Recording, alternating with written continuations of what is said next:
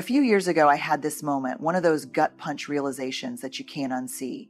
I was sitting across from someone who had just said something that made me feel small. You know that feeling, that quiet sting, that little tightening in your chest? I laughed it off like I always did. But as I drove home, this question hit me so hard I had to pull over. Why do I keep letting this happen? And then came the second, even harder truth. Because I taught them that they could. See, here's what we don't always realize. People don't just decide how to treat us, we teach them. Every time we stay silent when we should speak up, every time we minimize our own needs, every time we tolerate disrespect in the name of being easygoing or nice, we're setting the standard. And what I've learned, sometimes the hard way, is that if you don't set the standard for how you want to be treated, the world will do it for you. So let's talk about that today. Let's talk about the quiet, powerful work of teaching people how to treat us. Not through anger, not through ultimatums, but through clarity, courage, and the belief that we are worthy of respect. Because we are. First, get clear on what you're available for. People can't respect your boundaries if you don't even know them. Are you available for last-minute requests at work? Constant venting from friends without reciprocity? Sarcasm disguised as just joking? Clarity is kindness to yourself and to others. And here's where it gets tricky. Most of us assume we have clear boundaries. But the real test, when someone crosses the line, do you address it or do you let it slide? Because if we let it slide, it wasn't really a boundary. It was just a preference we weren't willing to protect. I used to think I was great at boundaries. I could give a whole TED Talk on the importance of self-respect. And then one day, a friend called me late at night, again with the same crisis we'd talked about a dozen times before. And I answered, again. I listened, reassured, gave advice, knowing full well that none of it would be taken. When we hung up, I sat there, exhausted, resentful, frustrated. And I had to ask myself, why am I upset with them for crossing a boundary I never actually set? That was an uncomfortable realization. But here's what I learned. Boundaries are not about controlling other people's behavior. They're about controlling our own availability. If I keep answering that late night call, I'm not holding a boundary. I'm just wishing for one. So what are you available for? And just as important, what are you not available for? One of the most life-changing shifts I made was getting really specific. I'm available for meaningful, reciprocal friendships where we both show up for each other. I'm not available for relationships where I'm constantly chasing someone's attention. I'm available for honest, direct communication even when it's hard. I'm not available for passive-aggressive comments disguised as humor. I'm available for hard work and deep commitment. I'm not available for burnout disguised as hustle culture. And once I got clear on that, something incredible happened. My life became a lot simpler. The people who respected my boundaries stayed, and the ones who didn't naturally fell away. No big fights, no dramatic speeches, just a quiet shift in how I showed up. Because here's the thing, when you are clear about what you will and won't accept, you don't have to beg for respect. The right people will adjust, and the wrong ones will remove themselves. Either way, you win. Second, watch your own behavior. Here's an uncomfortable truth. Sometimes we reinforce bad treatment by doing it to ourselves. Apologizing when we're not at fault, laughing off disrespect, shrinking to make others comfortable. The way we treat ourselves sets the bar for everyone else.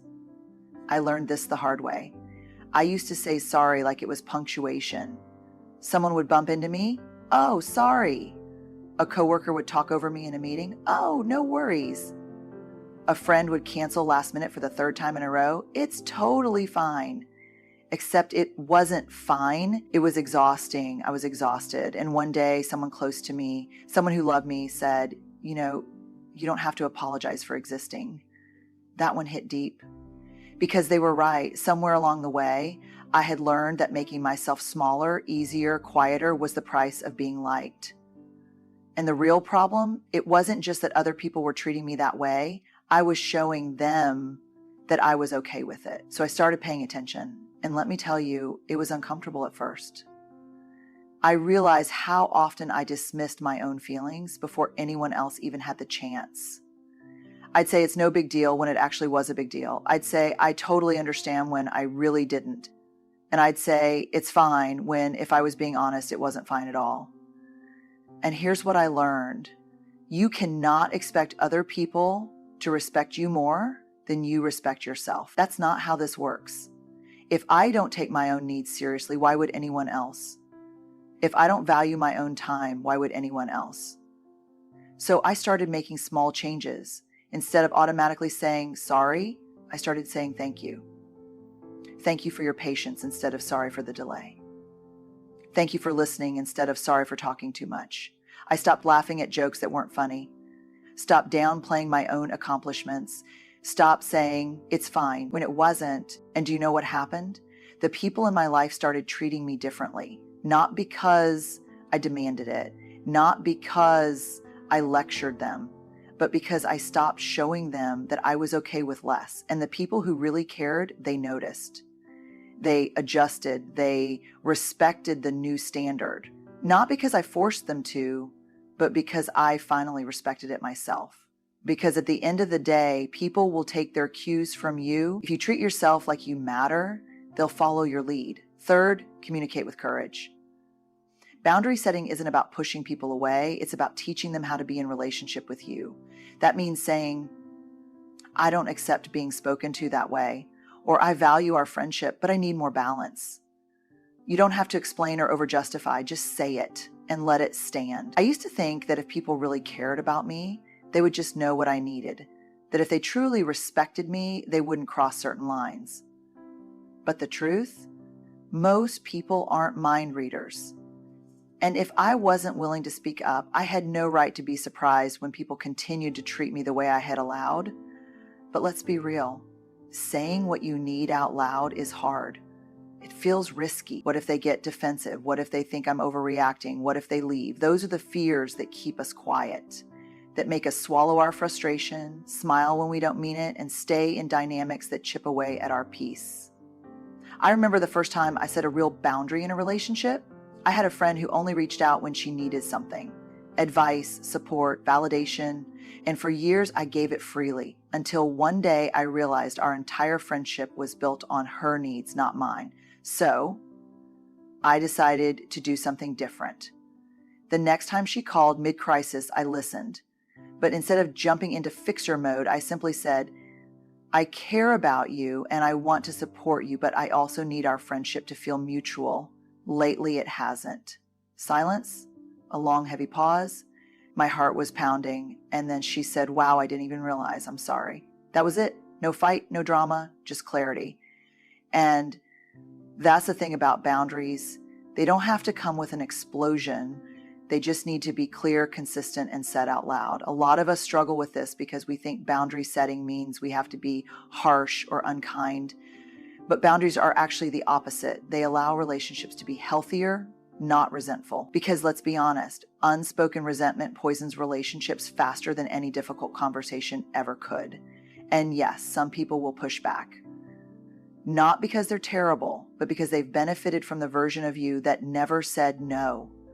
And that's okay. Your job isn't to control how people respond. It's to be honest about what you need. So say it clearly, kindly, without apology, and then let it stand. Because the people who are meant to be in your life, they'll listen, they'll adjust. And the ones who can't, well, that's good information to have. Fourth, watch how people respond. Some will respect your boundaries immediately. Those are your people. Others will test them. And a few, they'll walk away. That's not a loss. That's clarity. The right relationships will rise to meet the standard you set. The first time I really started setting boundaries, I was terrified. I had spent years over-explaining, over-giving, and overextending myself in relationships. And when I finally stopped, when I started saying no, when I stopped bending over backward to make other people comfortable at my own expense, something interesting happened. Some people immediately adjusted. They respected the boundary without question. They didn't make me feel guilty. They didn't push back. And do you know what I realized?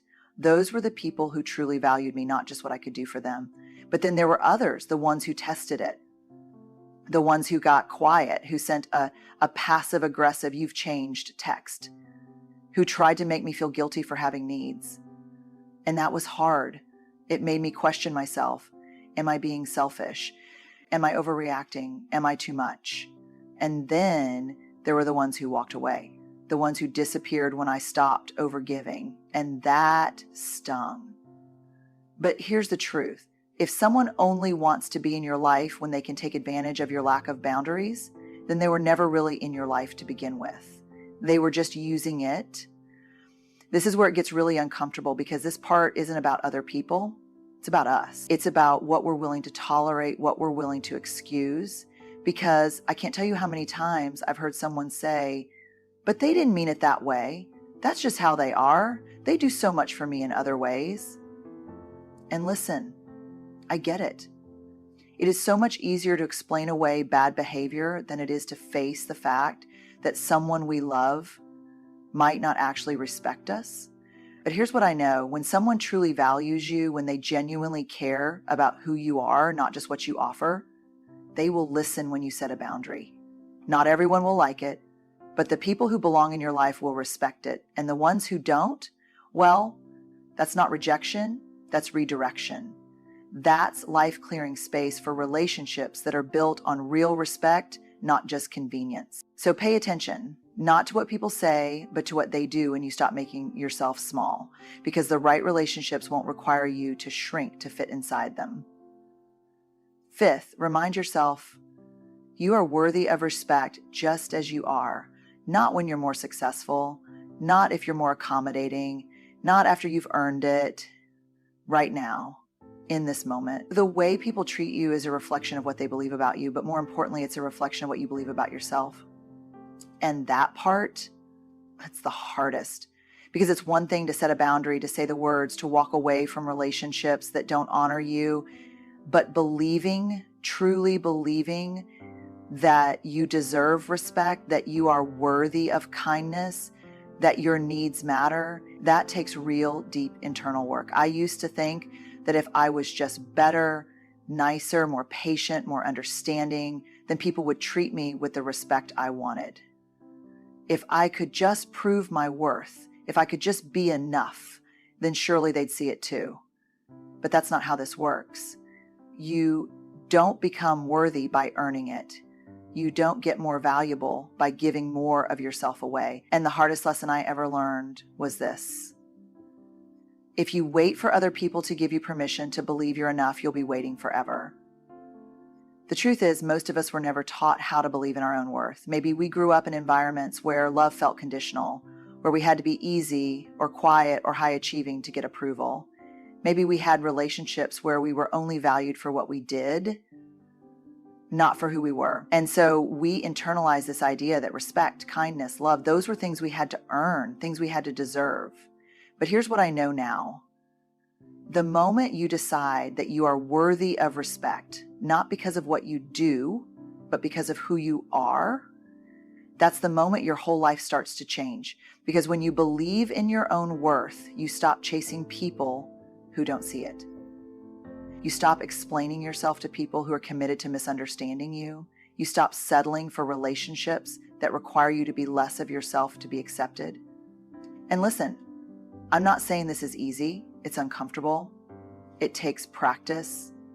It takes daily reminders, sometimes hourly ones. It takes unlearning years of conditioning that told you that being liked was more important than being respected, but it's worth it. Because the way you allow people to treat you isn't just about them, it's about you. It's about what you're willing to accept, what you're willing to believe about yourself. And when you finally decide that you deserve respect just as you are without conditions, that's when everything shifts. Because the truth is, you don't have to prove your worth to anyone. You just have to start acting like you already know it. So here's the truth. People will treat you how you let them, not because they're cruel, not because they're out to hurt you, but because we all take cues from each other. We teach people what's okay, what's not, what we'll tolerate, and what we won't. And the good news, you get to set the standard. When you get clear on what you're available for, when you respect yourself first, when you communicate with courage, when you pay attention to how people respond, and when you finally believe deep down that you are worthy of respect, everything changes. Not just how people treat you, but how you move through the world. And I won't lie, this work isn't easy. It takes practice. It takes unlearning. It takes sitting in discomfort and resisting the urge to shrink back into old habits. But I can tell you this, it's worth it. Because you deserve relationships built on mutual respect. You deserve spaces where you don't have to prove your worth. You deserve a life where you are treated with kindness, not because you fought for it, but because you expected it.